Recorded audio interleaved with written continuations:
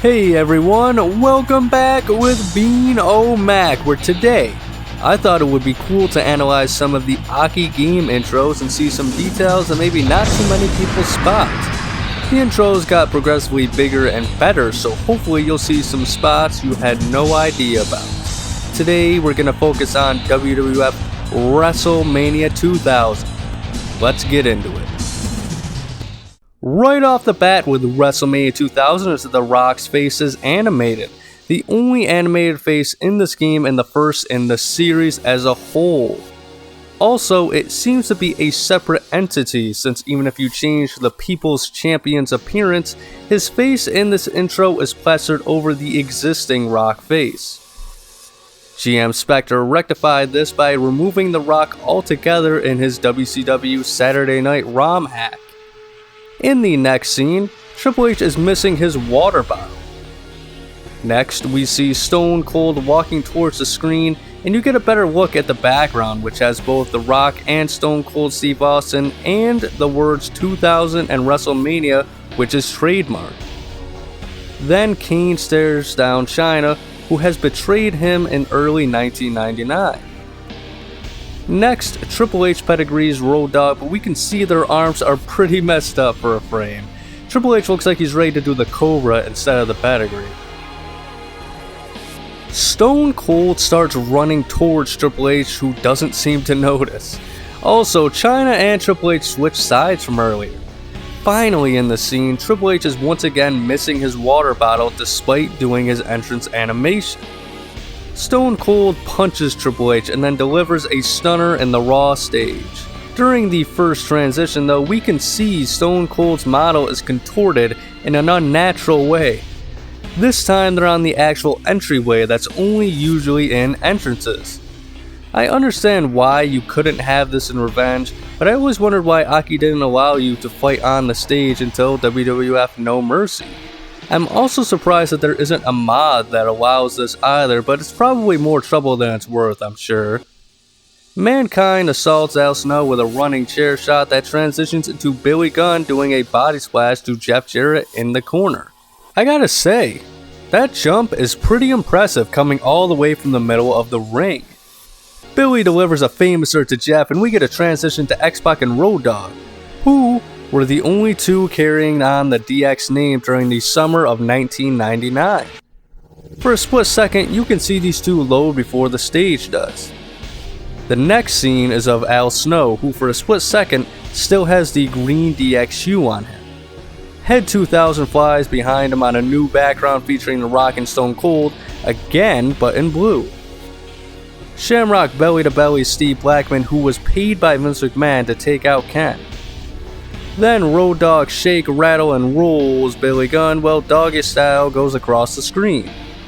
The Rock hits Mankind in the head, again likely in reference to their Royal Rumble encounter. After The Rock gets ready to hit the People's Elbow on Mankind, Ken Shamrock shows up again before the stage can load in. You know, he is tough since that's what the game is telling us. The DX Titantron shows up for a few frames and then transitions into X-Pac-Tron. X-Pac then tells us to suck it with a down arrow instead of a U. This time, you can see the green effect still persists, but only on the wrestlers and turnbuckles. The Rock finally finishes elbow drop on Mankind while the Great One is on screen. Titantron images serves as a transition again, but this time it's from the Corporation's Tron. One image is of a bloody Vince flipping off Stone Cold during their St. Valentine's Day Massacre cage match. The next frames are of Shane looking confident with his sunglasses looking over to the right. The Corporation spawns on the stage with Shane leading the charge. Boss Man and Vince are walking behind him while Shane does that weird hand thing he does in these games. I also think this lighting isn't used for an entrance in game, but I could be wrong. Let me know down below. X-Pac delivers the Bronco Buster to Shane in the corner. Then we see Vince is more than likely blackmailing Kane to take out Stone Cold by threatening to send him to the asylum again, but they are interrupted by the Texas Rattlesnake himself.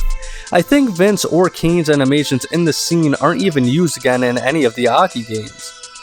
Well, Steve walks down the ramp, his Tron pops up.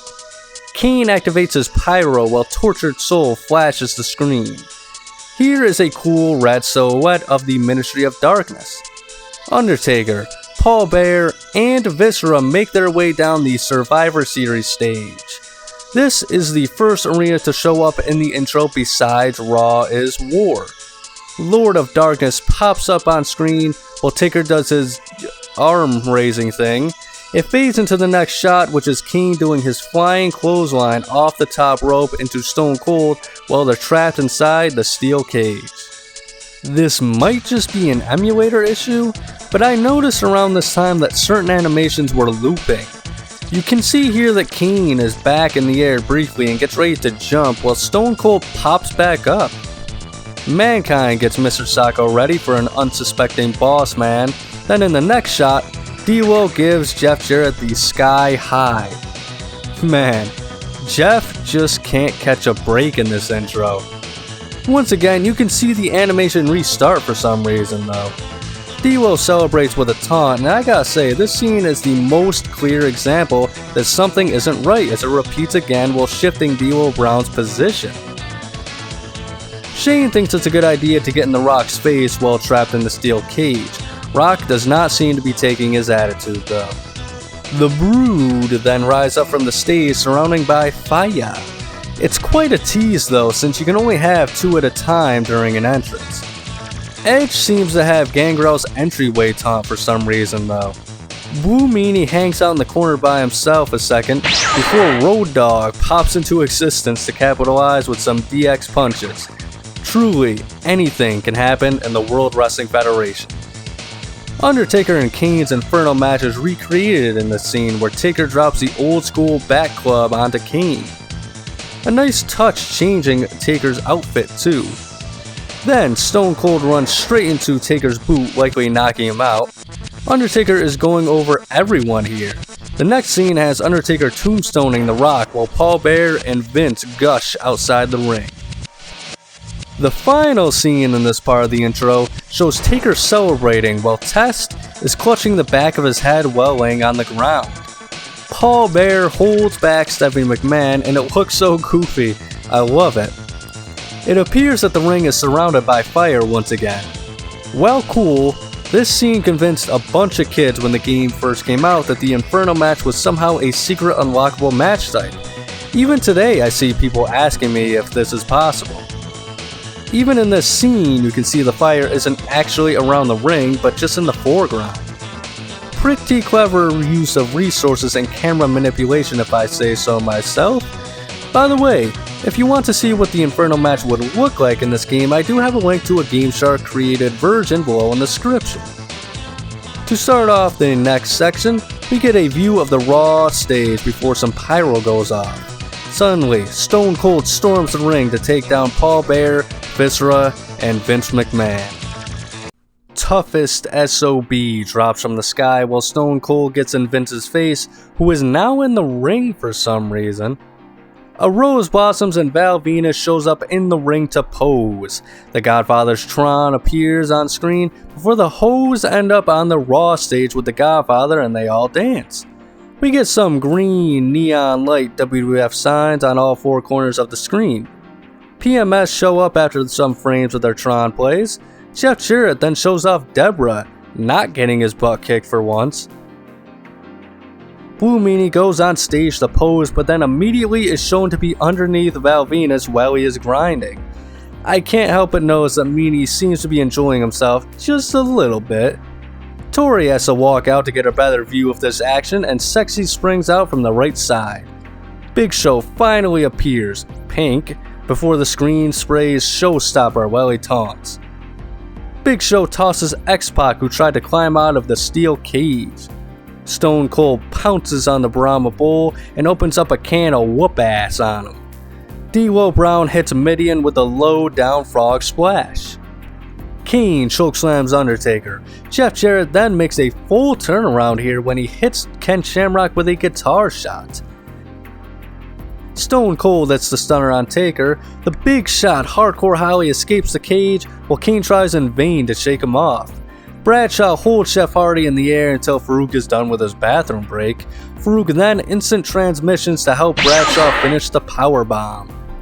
Road Dogg has his back turned while Chyna delivers a low blow, while Billy Gunn appears to be jacking off to it. In the next shot, The Rock shows up first, and then Triple H a frame later. The Rock gets ready to deliver a rock bottom. Mr. Psycho stains the screen while Mankind makes Big Boss Man choke on his big smelly sock. Farouk powerbombs Gangrel, and then we get a transition to the Heartbreak Kid. Once again, only for a split frame, Shawn does not match the lighting here. We do get Shawn beating up Stone Cold a little bit. Bradshaw hits Christian with the clothesline from hell. Next, Shawn seemingly tried to hit the Sweet Chin Music, but the Texas Rattlesnake caught his leg to deliver the Stone Cold Stunner while Rattlesnake goes back and forth on screen. Interesting that they chose to highlight the WrestleMania from the year prior instead of WrestleMania 15. Stone Cold has officially taken control now, and we are seeing him stop a mud hole in Vince McMahon. DTA flashes the screen during this. To celebrate, Steve does his signature taunt in the corner before we fade out to see some uncomfortably smooth rattlesnake legs. He is standing in some sort of basement or boiler room that has a decent amount of detail for only this one scene.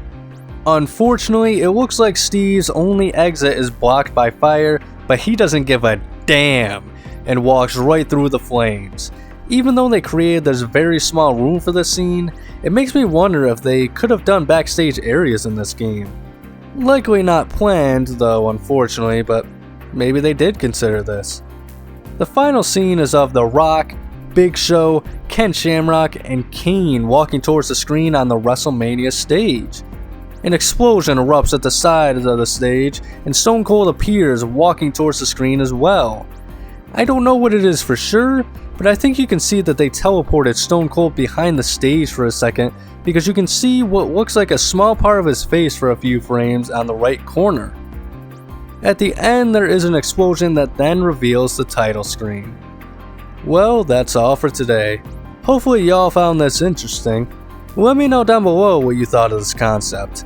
I'm honestly not sure if this is something that people wanted to see, but if y'all do, I will do an analysis like this for the WWF No Mercy intro as well next month.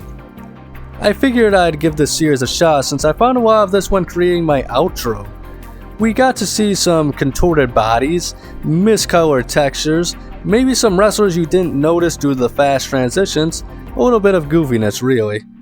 If you enjoyed, make sure to like and subscribe and ring the bell to be notified of more Aki Sunday content like reviews, comparisons, evolution of the series, and more.